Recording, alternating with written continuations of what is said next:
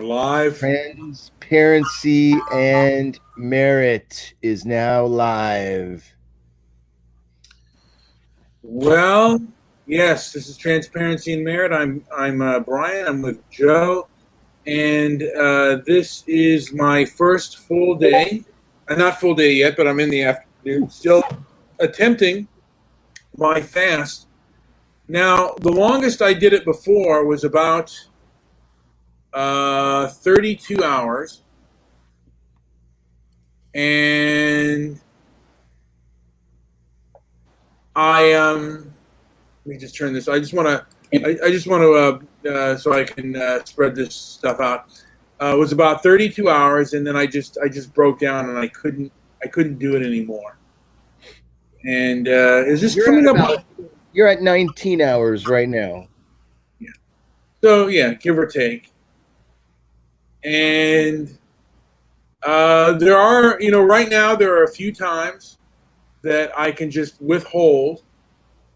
I mean, there have been a few times where like my hunger comes up, and then I took a walk, and all right, I'll do something else, and then it just kind of dissipates. Like I'm not feeling it now,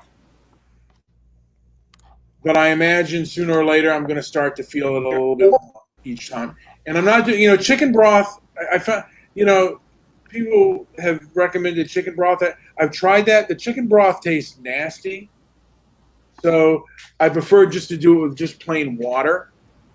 And right now, Well, get some tasty chicken broth. There's good and there's all the chicken broth I have. Oh, she's going to join. Oh, let's see. You fell for. I'll join. Okay. So yes, it sure is taste nasty. So she agrees that, and Political Woodstock also agrees that it is, and she told you to shut up, and I don't know why. But I think if I can control this, there is chicken broth that tastes good. Give me a frigging break. If yeah. you're eating chicken broth that tastes like shit, you have a bad chicken broth.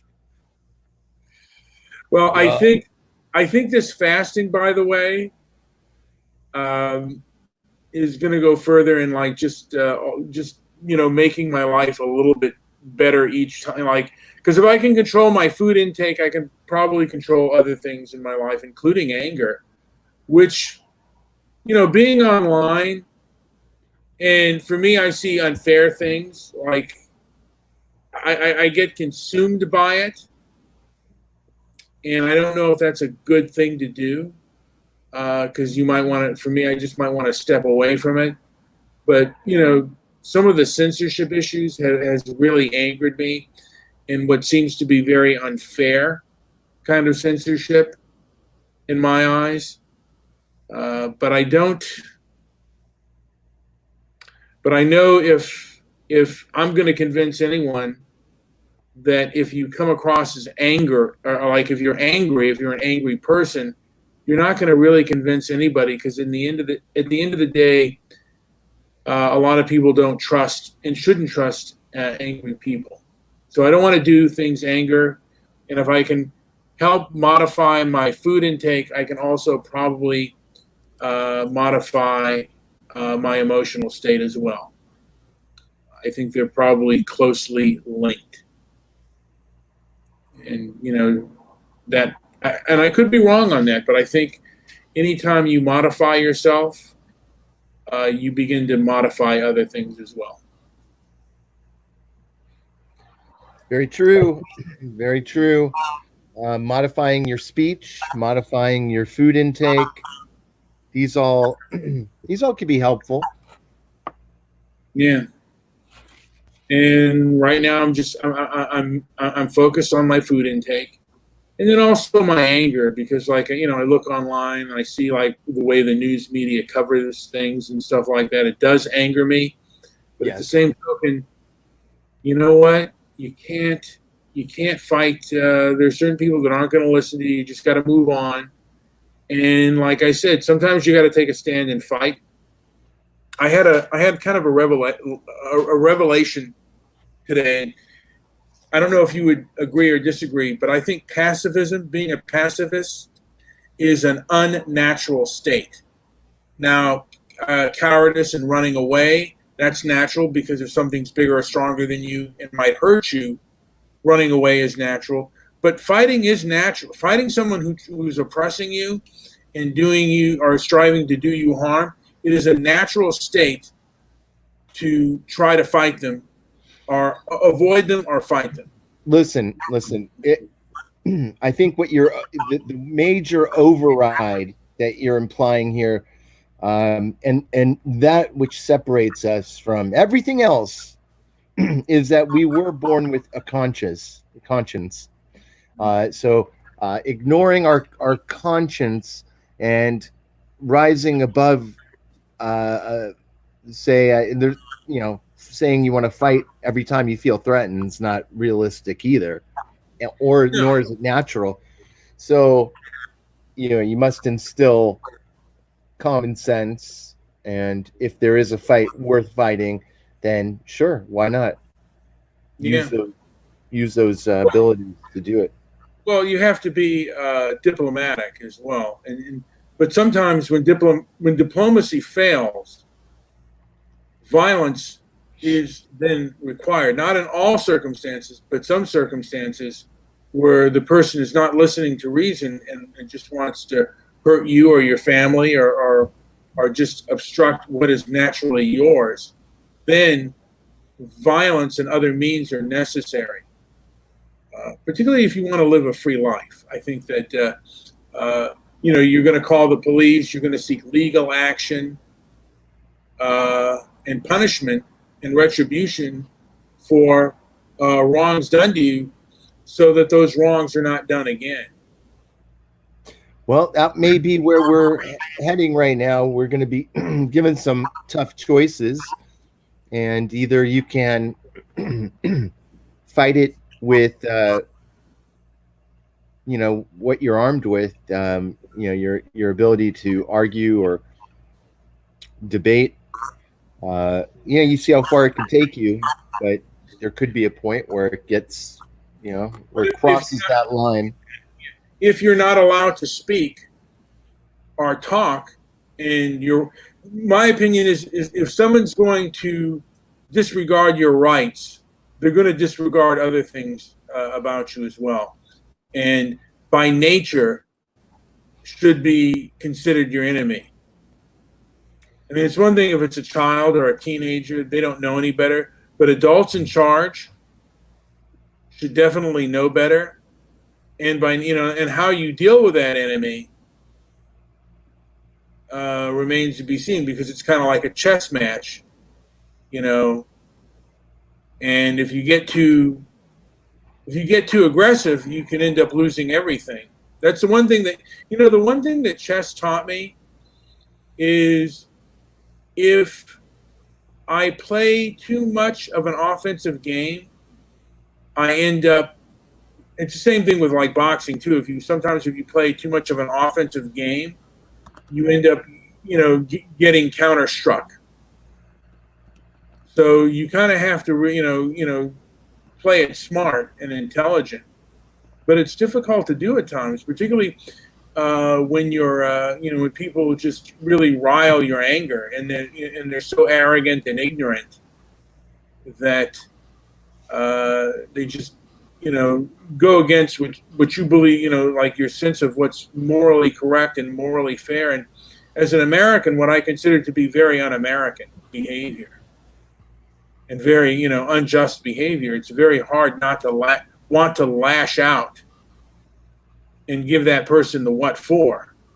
Unfortunately, sometimes the powerful will do that. And look, being objective, my life is, financially still fairly okay. And I haven't lost, everything, although I lost quite a bit with this whole pandemic. But I still have to remain calm, cool, or strive to remain as calm, cool, and collected as I possibly can.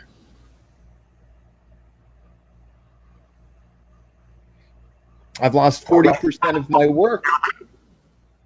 Yeah, I mean, and and that's not even the worst for a lot of people. A lot of people have lost their work and they've lost their freedom, and there's no consensus on what is the right way to go about this thing. Because, like I said, if this pandemic, this virus, is as fatal and contagious, then there's going to be death, and the stay-at-home orders could also have that as well.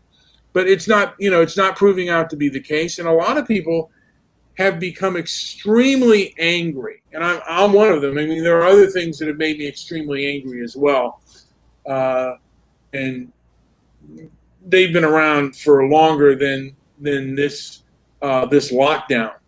But this lockdown, to me, the way in which they handle it and the way the news media has handled it has made me really, really angry and upset at the mainstream media and also at social media for cowing down to the mainstream media. Because, we are all adults here and we should all be able to hear information.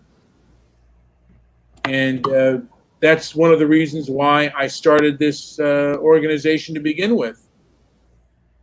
And like I said, this right now is my struggle. It is food. I am I guess you could say, a compulsive overeater, and this is my attempt right now to try to. Darren says once you make it asleep tonight, your hunger will shut off. You will be amazed. I did that, and he's correct on that. Although when I wake up, that's when the hunger begins, because I've had a whole, not only the day, but a whole night's sleep of not eating. And then, because I lasted one day, and then the day after that, I fought the hunger when I woke up in the morning, and then I fought the hunger when I went to bed. When I went to, When you got up. when I got up, and I don't know what time it was. I think it was like sometime in the late afternoon, maybe 3 or 4 o'clock. I just went nuts, and I said, "Man, I have got to get something to eat. I am starving." And I ordered, like, I ordered Grubhub, but I ordered from 2 different restaurants, and I scarfed it down. I was completely. So, I mean, the hunger just absolutely engrossed me and took over. I wonder what is the longest Darren has gone out without eating. I think he did a couple days once or twice. But there are people who have gone like 11 days, 15 days without eating. I've heard of a person going like, I think someone said like almost like a year without eating, who was grossly overweight. And, Dude, once you set your mind to it, dude, don't let anything stop you. Just go forward. I've done a full year, and I cannot even eat. Oh, yeah. One whole year. If I could do that, that would simply be amazing. If I could do 1 year, or even if I could do a month without eating, that would simply be really amazing. If I could do that, a month. I think, but maybe what, I'm going to try. The longest I lasted was about 38 hours. So, right now I haven't broken my record yet. And we'll know today. I work tomorrow, so we'll know how well I do during work. But afterwards, we'll see how long I could last without eating. So far, it's been all right. And the hunger pains were, there was a little bit of, like, where I was kind of hungry, but it wasn't that bad. Although I got to tell you, after that, like that 38-hour period, or maybe even that 40-hour period, I was consumed by hunger, and I couldn't break it. You know. So yeah. Anything before we end this puppy, Joe? Because I don't want to repeat myself. I just want to say that I'm. I wanted to get somebody to call in and tell us their stories, but maybe we'll have to wait until next time. Yeah, but I am feeling better, and I'm feeling more sharp. I mean, this diabetes has hurt me, so I'm just I'm relaxed. I'm ready to go, and hopefully, you know what, I can turn things around, and maybe even cure my type 2 diabetes with my defeat of hunger. And like I said, and I hope the lockdown, like I said, let's hope that this lockdown kind of ends. The stay-at-home orders, this quarantine ends soon. We get the evidence out there, even herd immunity.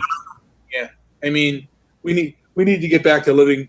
You Living do our life. look rather pale. You should go outside and get some sunlight. I might do that. I might do that. All righty, we'll end it here. Thank you for listening to. If the hunger pains, sorry, I want to say if the hunger pains really increase, I might do a show just as a real struggle, like my heroin withdrawal from food, and I might just come on just to see. Just writhing in pain, like, oh, give me food, like a baby. Food. I will be there. All right. All right. We'll see. Like, listen, and share, please. Enjoy my struggle. Thanks, everybody who came.